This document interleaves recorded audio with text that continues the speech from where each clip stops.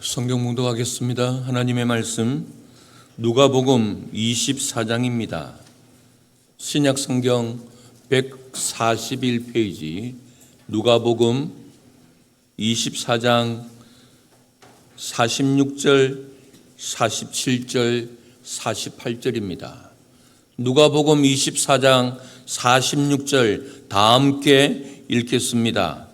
또 이르시되 이같이 그리스도가 고난을 받고 제3일에 죽은 자 가운데서 살아날 것과 또 그의 이름으로 죄 사함을 받게 하는 회개가 예루살렘에서 시작하여 모든 족속에게 전파될 것이 기록되었으니 너희는 이 모든 일의 증인이라.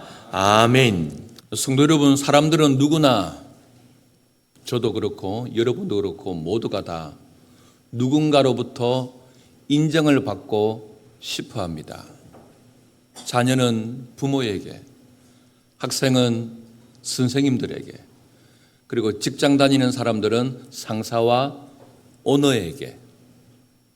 그래서 인정받으면 하루하루 삶이 행복하고 더 인정받고 그 사람을 기쁘시게 하기 위해서 살아가는 것이 너무나 행복하게 되는 것입니다.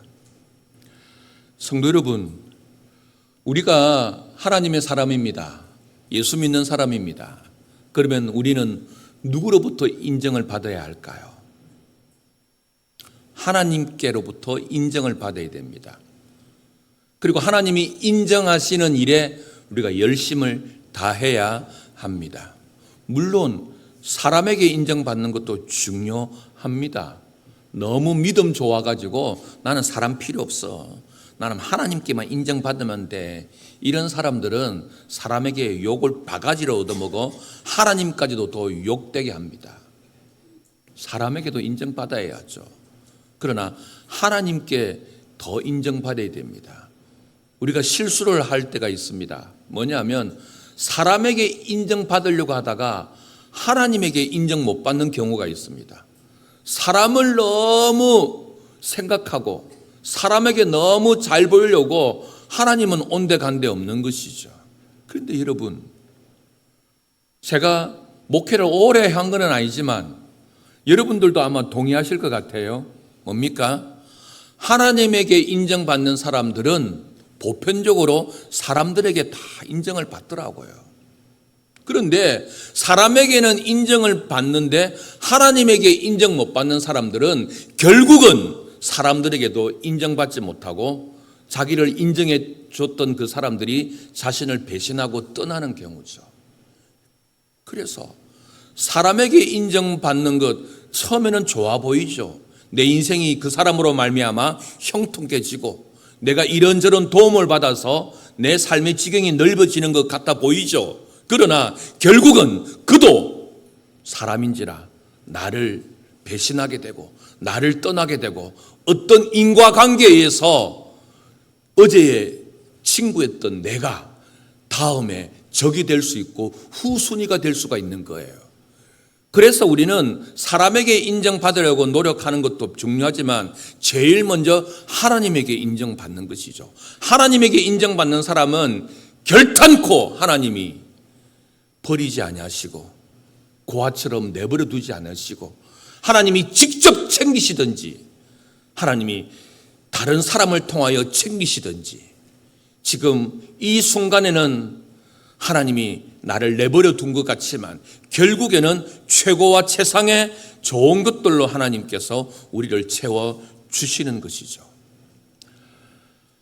지난 2달 전 9월 7일 날 예수행복 큰 잔치의 선포식을 거행하고 지금까지 7번에 걸쳐서 직접 간접적으로 전도에 대한 설교를 해왔습니다. 그리고 다음 주는 드디어 예수행복 큰 잔치가 우리에게 주어지게 됩니다. 여러분, 아무리 좋은 말씀도 아무리 당연히 들어야 될 말씀도 너무 자주 듣다 보면 이 말씀이 마음에 와닿지 않습니다. 또 전도냐고, 아우 싫어 죽겠다고, 제발 좀. 솔직히 그런 마음이 들기도 합니다. 저도 목사인지라 야, 좀 다른 거 하고 싶고 늘 주제가 그렇다 보면 내 안에 선한 것이 없고 해 아래 새 것이 없기 때문에 저도 막 지어 짜야 되는 어려움도 없진 않습니다. 그런데 여러분, 10번을 들어도 이 말씀에 순종하지 아니하면 그는 안 들은 사람과도 같습니다. 평생을 들어도 이 말에 실천하지 않는 사람이라면 그는 다시 들어야 하는 것입니다. 반대로 딱 한 번 듣고도 그 말씀이 하나님의 말씀이기 때문에 내가 살아야지라고 몸부림치며 간절함을 가지고 있는 성도는 하나님께 기쁨을 주고 하나님의 인정을 받는 성도의 삶을 살아가는 것입니다. 그래서 어떤 이는 예수행복 큰 잔치를 앞두고 열심을 다하여서 자기가 할 수 있는 일을 최선을 다해야 하는 사람이 있는 반면에 어떤 이는 나하고 무슨 상관이 있어. 오늘 보니까 작정한 사람 68명만 하는 거지 나는 아무런 상관없으니 그죠. 또 이런 모습으로 예배를 드리고 설교를 듣고 이렇게 10번, 100번, 1000번 예배 드리고 설교 듣는다고 그의 믿음이 자랄까요? 아니요. 전혀 자라지 않습니다. 아무 유익이 없습니다. 왜? 예배가 말씀이 내 삶과 생각과 행동을 움직일 수 있는, 주도할 수 있는 그런 삶을 살아야 우리의 신앙이 성숙해지고 하나님께 인정을 받고 하나님을 기쁘시게 하는 삶을 살아가는 것입니다. 오늘 마지막으로 전도에 대한 주제를 설교하려고 합니다. 마지막이니까 잘 경청하셔서 사람의 말로 듣지 마시고 하나님의 말씀으로 들으시고 우리가 하나님 앞에 인정을 받아야 되지 않겠습니까? 하나님을 기쁘시게 해야 되지 않겠습니까? 그래서 오늘 이 말씀을 통하여서 우리 모두가 다 하나님께 인정을 받고 하나님을 기쁘시게 하는 우리 모두가 될 수 있기를 주님의 이름으로 축복합니다. 성도 여러분, 하나님의 마음은, 하나님의 큰 기쁨은 오직 하나입니다. 어떤 이는 그렇게 이야기하더라고요. 나는 소원이 있어. 자식들이 좀 잘 지냈으면 좋겠어. 사람마다 다 소원이 있습니다. 그런데 하나님의 소원은 오직 하나, 많은 것들이 있지만 가장 큰 것 하나, 바로 영혼 구원하는 것입니다. 이 세상이 구원을 얻는 것이고 이 세상의 인간들이 하나님의 자녀가 되어 가는 것, 그것이 바로 하나님이 가지는 소원이고 하나님을 기쁘시게 하는 것입니다. 그래서 오늘 말씀을 통하여서 우리는 하나님이 얼마나 이 복음을 전하는 일, 전도하는 일을 소중하게 생각하는지, 그래서 하나님께서는 이 세상을 구원하기 위하여서 먼저 복음 전하는 사람들을 이 땅에 보내주셨습니다. 하나님의 아들 예수님이 직접 복음을 들고 그 자신이 복음이 되어서 이 땅에 오셨어요. 그래서 살아계시는 날 동안 늘 사람들을 만났습니다. 이 동네에서 저 동네로 아침부터 저녁까지 늘 복음 전하는, 하나님의 복음을 전하는 삶을 사셨습니다. 그리고서는 예수님께서 아버지께로 가시고 난 다음 하나님께서는 성령을 이 땅에 보내주셨습니다. 그래서 성령이 임한 교회는 교회의 이름으로 복음을 전하게 되었고, 성령이 임한 성도는 하나님의 성령으로 복음 전하는 삶을 살았던 것이죠. 그래서 하나님 나라는 복음 전하는 자들을 통하여서 완성되어 가는 것이 기독교의 역사인 것입니다. 그래서 우리가 간혹 그런 이야기를 합니다. 어떻게 하면 하나님을 기쁘시게 할 것인가? 그것은 하나님을 기쁘시게 하는 가장 크고 확실한 방법은 바로 하나님의 말씀에 순종하는 것입니다. 하나님을 가장 기쁘시게 하는 것이 영혼 구원인데, 하나님을 기쁘시게 하는 방법은 영혼 구원을 위해서 한 사람을 예수 믿게 하는 일이 위해서 내가 열심히 순종하는 것이죠.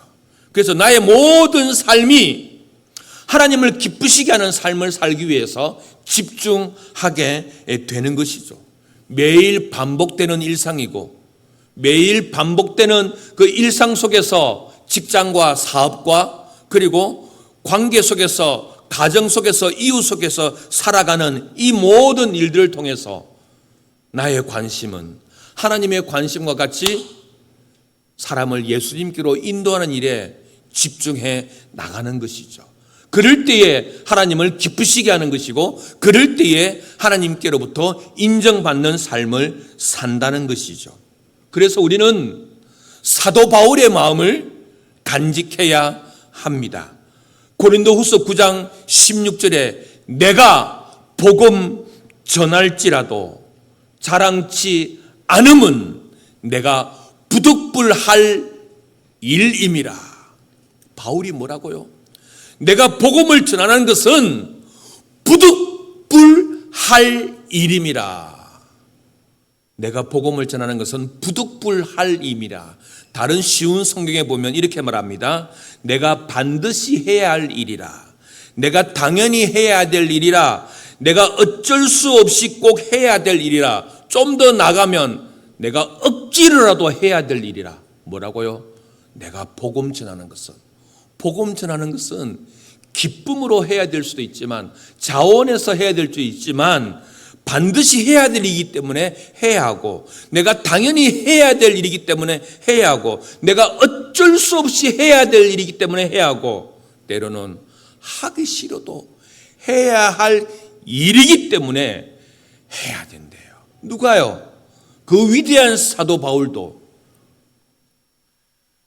도천교회는 금요일마다 전도를 합니다. 매주 금요일마다 전도하는 것이 아니라 이렇게 봄, 가을에 전도합니다. 그래서 평균 한 14분, 그저께도 14분 나오셨습니다. 그리고 2주 연속으로 토요일마다 9개 전도회가 1시간씩 전도하는 시간을 가졌습니다. 제일 많이 나온 전도회는 12분, 그리고 다른 전도회도 그만큼은 아니지만 그래도 정말 많이 나오셨습니다. 여러분, 그 모든 분들이 기쁨으로 자원해서 헌신적으로 나온 분도 계시겠지만 어쩔 수 없이 나온 분들도 있을 거예요. 회장님이 하도 닥달해서 그날 안 오면 조직에서 빼버리니까 다시는 원래에 참석하지 못하고 국물도 없으니까 나온 분들도 있을 것입니다. 또 어떤 분들은 직장 때문에 중요한 선약이 있어서 또 나는 그런 거 정말 싫어 그렇게 못 나온 분도 계실 것입니다. 안 그랬겠습니까? 모두가 다 자원할 수가 있겠습니까? 어떤 분이 어제 그런 이야기 하셨어요. 목사님, 지나가시는 분이 교회가 나이 든 분들도 많고 이렇게 어르신들이 많은데 도천교회는 젊은 사람이 나와서 전도하네. 그러니 그분이 네, 우리 도천교회는 젊은 사람이 많습니다. 여러분, 그렇게 받고 그렇게 답하는 그 무리가 얼마나 행복하고 기쁨이 넘치겠습니까? 물론 전도 자리에 나와서 1시간 전도할 때에 기쁨으로 즐거움으로 전도하는 분도 계시겠지만 마지못해서 전도용품도 없고 쫓기 있고 구석에 있는 분도 계시겠죠. 모두를 다 즐겁게 기쁨과 헌신의 자리로 요구할 수가 없습니다. 왜? 교회는 다양한 신앙의 색깔들을 가지기 때문에. 사도 바울도 마찬가지입니다. 어떻게 해요? 내가 부득불할 임이라. 여러분, 사도 바울도 복음 전하는 것이 항상 즐거웠겠습니까? 그도 인간이었습니다. 그도 사람이었습니다. 건강상의 문제도 있을 것이고 사람한테 모욕받고 수치받고 또 복음을 전하는 것이 열매가 없어서 우리처럼 낙심하게 될 때도 있을 것입니다. 그럼에도 불구하고 내가 복음을 전할 수밖에 없는 이유는 내가 당연히 해야 될 일이기 때문에, 내가 반드시 해야 될 일이기 때문에, 내가 어쩔 수 없이 해야 될 일이기 때문에, 내가 하기 싫어도 해야 될 일이기 때문에. 누가? 바울이 그랬다는 거죠. 바울이 그러면 우리는 어떠하겠습니까? 그래서 여러분, 우리가 전하기 싫다 하더라도 그것이 하나님을 기쁘시게 하는 일이기 때문에, 그것이 부끄럽고 입이 쭈삣쭈삣하고 사람들 앞에 내 자신을 드러내는 것이 아직까지 익숙하지 않다 할지라도 그것이 하나님이 기뻐하시는 일이기 때문에, 하나님이 가장 원하시는 일이기 때문에, 하나님이 우리에게 맡겨주신 일이기 때문에 거기에 순종하는 것이 신앙 삶이고 믿음이라는 것이죠. 그래서 우리도 사도 바울같이 세상을 변혁시킬 수는 없겠지만 우리가 살아가는 일상의 삶 동안 정말 전하기 싫어도 복음을 나눌 수 있는 힘이 나에게 없다 할지라도 하나님을 기쁘시게 하는 일이기 때문에 이 일에 동참하고 참여하고 내가 할 수 있는 그 방법을 통하여 하나님께 기쁘게 해드릴 수 있는 것이 신앙의 삶인 것이죠. 오늘 본문은 왜 우리가 전도자의 삶을 살아야 되는 것인지 말씀하고 있습니다. 46절, 47절 우리 다 함께 읽어보겠습니다. 또 이르시되 이같이 그리스도가 고난을 받고 제3일에 죽은 자 가운데서 살아날 것과 또 그의 이름으로 죄사함을 받게 하는 회개가 예루살렘에서 시작하여 모든 족속에게 전파될 것이 기록되었으니 아멘. 무슨 말입니까? 복음이 우리에게 주어졌다는 것입니다. 하나님께서 나 같은 죄인을 위하여 예수님을 이 땅에 보내주시고 나의 죄를 대속하기 위하여 십자가에 죽으셨다는 사실. 그래서 이 십자가의 은혜에 내가 회개하고 구주로 고백하기만 하면 내가 구원을 받는다는 이 복음, 기쁜 소식이 우리에게 주어졌다는 것이죠. 그런데 우리에게 주어진 이 복음이 나로 말미암아 끝나는 것이 아니라 마침표가 되는 것이 아니라 이것을 우리는 알지 못하는 복음의 기쁨을 알지 못하는 사람에게 나눠주는 것이죠. 그래서 복음이 우리에게 주어졌다는 사실인 것입니다.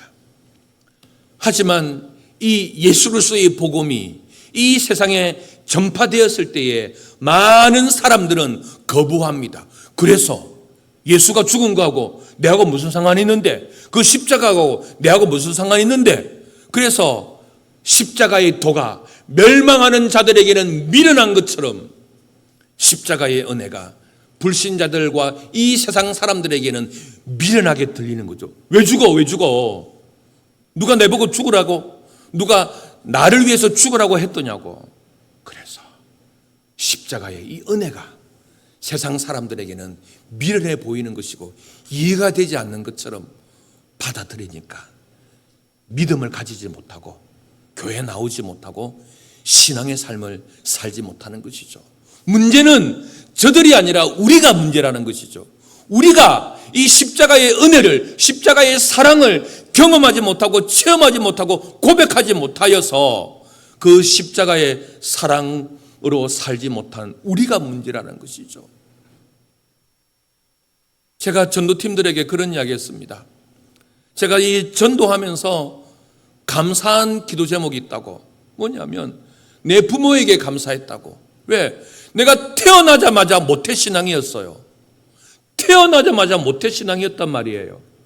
그래서 복음이 내 안에 오기까지 큰 거부감이 없이 복음이 내 안에 자연적으로 들어오게 된 것에 대해서 제가 너무나 감사하다고. 우리가 전도를 해봐도 알지 않습니까? 수많은 사람들이 지나가도 이 전도지 받아들이는 사람은 극소수고, 받아들일 뿐만 아니라 이 전도지와 복음을 듣고 영접하는 사람들은 정말 소수의 극소수에 불과한데 나는 태어나 보니까 모태신앙인 거예요. 그래서 복음에 거부감 없이 내 안에 복음이 자라고 여기까지 온 것 너무나 감사한 거예요.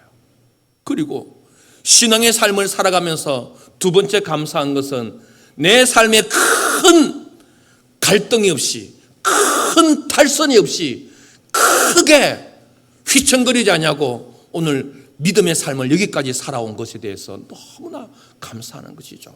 여러분, 믿음 생활 잘 하다가, 아니 교회 잘 다니다가 한번 이탈해버리면 정말 못 들어오더라고요.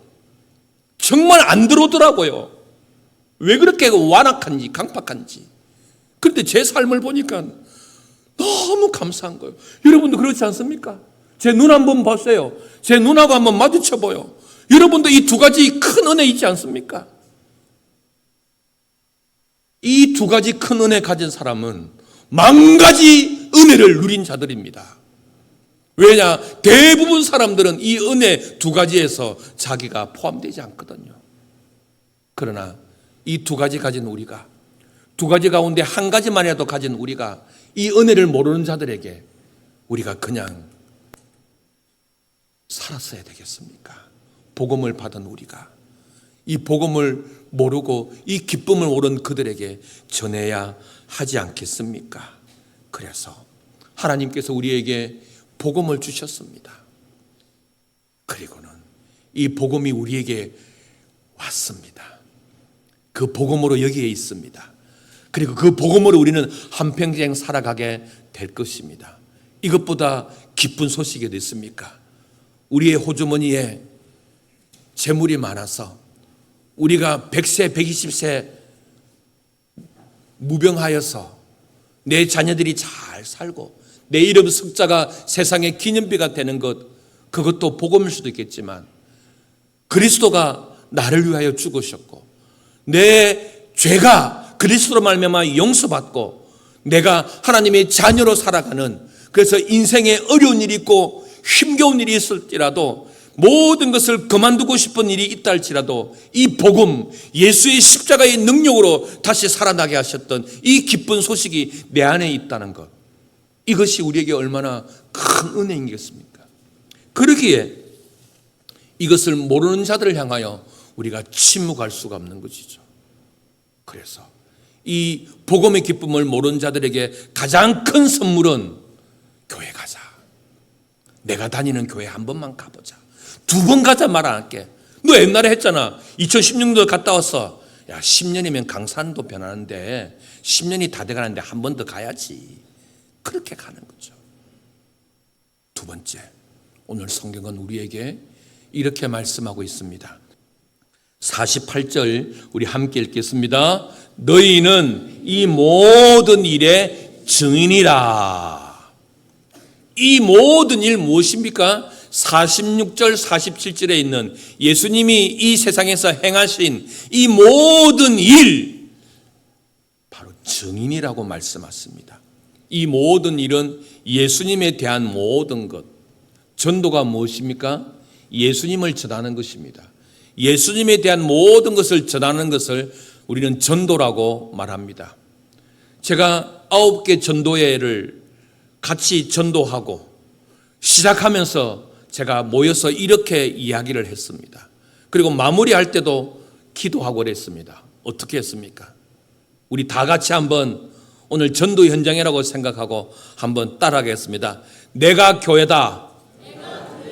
첫 번째, 내가 교회다. 부동산 건물로서의 교회가 아니라 해저터널에서는 우리 교회가 저기 보면 십자가가 다 보이거든요. 저 도촌교회가 교회뿐만 아니라 오늘 여기 있는 우리가 바로 교회다. 여기 있는 내가 교회다. 보랏빛 조끼 입고 있는 우리 모두가 다 교회다. 내가 움직이는 교회다. 내가 찾아가는 교회다. 그리고 내가 교회다. 두 번째, 이렇게 따라하라 했습니다. 다 같이 따라합시다. 내 얼굴이 전도지다. 내 얼굴이 전도지야.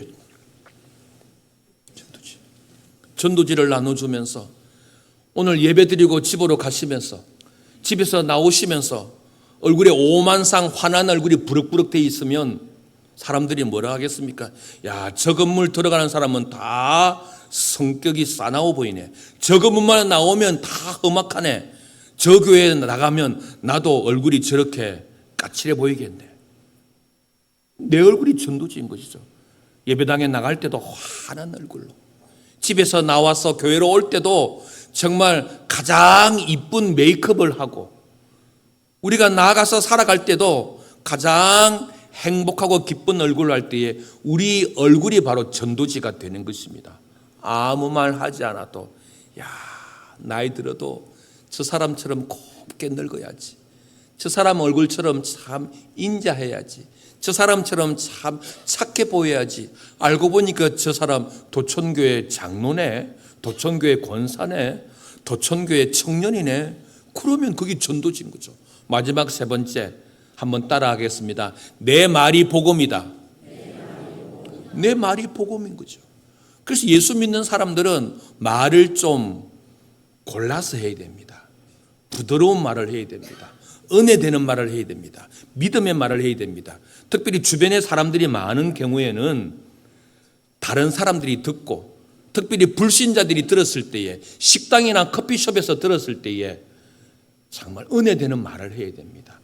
성도에 대해서, 이웃 교회에 대해서, 이 나라에 대해서 긍정적인 이야기를 자꾸 해나가야 됩니다. 그렇지 않을 경우에 예수 믿는 사람들이 모이기만 하면 누구 욕하더라. 예수 믿는 사람이 모이기만 하면 아무개 교회, 아무개 목사, 아무개 성도들 험담만 하더라.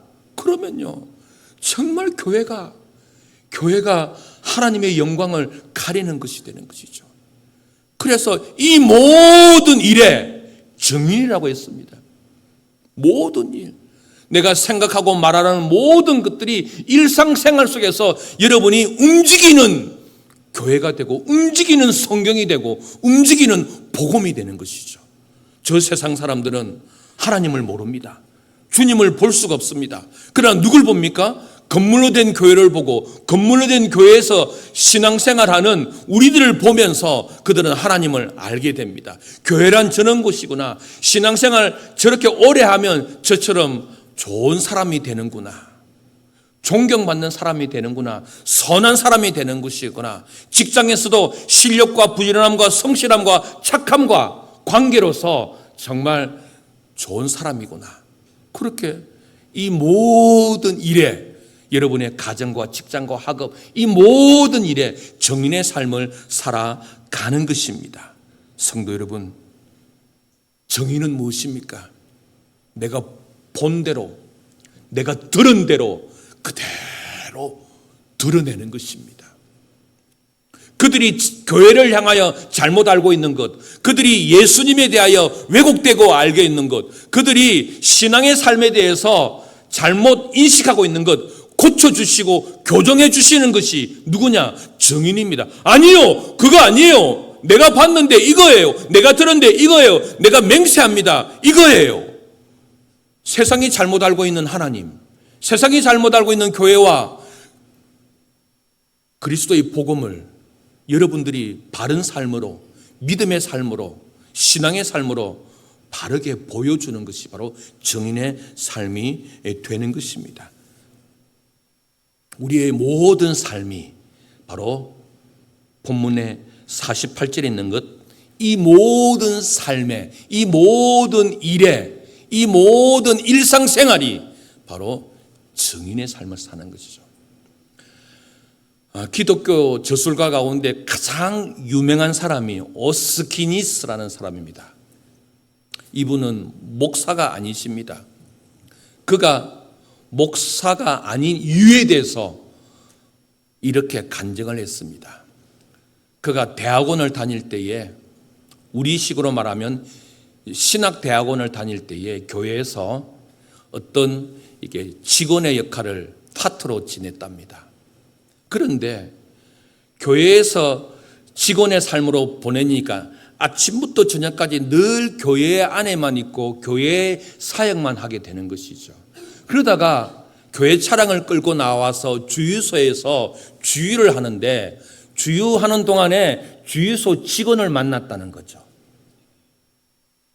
그러면서 교회 돌아와서 그가 깨달았던 것은, 내가 일주일 동안 불신자를 만난 것은 그 주유소 직원이 전부였다. 내가 앞으로 계속 교회 사역 속에서 내가 목사가 되면 내가 살아가는 날 동안 불신자를 만날 기회는 전혀 없겠네. 그런 생각을 가지고 그는 목사를 안 하고, 목사를 하지 않고 평생 평신도로 다니면서 저술 작업을 했던 기독교에서 가장 영향력 있는 크리스찬이 되는 것이죠. 성도 여러분, 교회 안에 있는 목사보다 어쩌면 여러분들이 정인의 삶을 쉽게 자연스럽게 많은 시간들을 할애할 수 있을 것입니다. 저는 지나간 한 주간을 돌아보면 월화 노예로 목사님하고 장로님들하고 늘 만났습니다. 그리고는 교회 안에서 예수행복 큰 잔치만 준비하고 애썼습니다. 그리고 금요일날 전도하고 토요일날 전도하고, 제가 불신자를 만난 것은 전도할 시간뿐이었습니다. 그러나 여러분은 매일마다 집을 나서는 순간부터, 아니 집안에서부터 불신자들이 있잖아. 집안에서부터 불신자들이 있잖아. 집을 나서는 순간부터 모든 직장 동료, 거래처, 이웃, 지인들, 해가 질 때 돌아올 때까지 여러분들과 관계 맺은 사람들이지 않습니까? 여러분, 꼭 그런 건 아니지만 우리가 천국 갔을 때에 하나님이 가장 기뻐, 어이구 어서 오너라 어서 오너라, 이런 사람은 목사이기보다는 평신도로서 세상 속에서 열심히 살고 또 주님의 일도 열심히 하여서 영혼 구원을 더 많이 한 자, 어쩌면 하나님이 그를 더 기뻐하지 않을까. 말씀을 마무리하겠습니다. 9월 7일부터 여기까지 오신, 함께해 주신 우리 모든 분들에게 감사를 드립니다. 각자의 생각이 있고 또 각자가 이 사역에 헌신하는 방법이 다양한 것 저 알고 있습니다. 남은 한 주간 동안 비록 예비 작정자 명단에 포함시키지 않은 사람일지라도 오늘도 기도하면서 하나님, 누구를 데리고 올까요? 또 누구를 작정했는데 어떻게 관계를 맺을까요?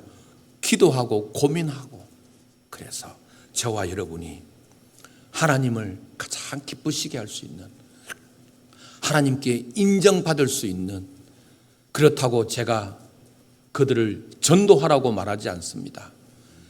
교회 와서 등록시키라고 말하지 않습니다. 예수 믿어 구원 받자고 말하지 않습니다. 교회만 데리고 오십시오. 그러면 성령이 하실 것입니다. 예배가 그를 인도하게 될 것입니다. 우리 모두가 다 하나님 편에서 하나님 마음을 가지고 내가 지금 할 수 있는 일, 그리고 내가 해야 될 일, 내가 하지 않으면 안 될 일, 그것을 찾아 예수행복 큰 잔치를 한 주 남겨놓는 우리 모두에게 큰 기쁨이 넘치게 되기를 주님의 이름으로 축복합니다.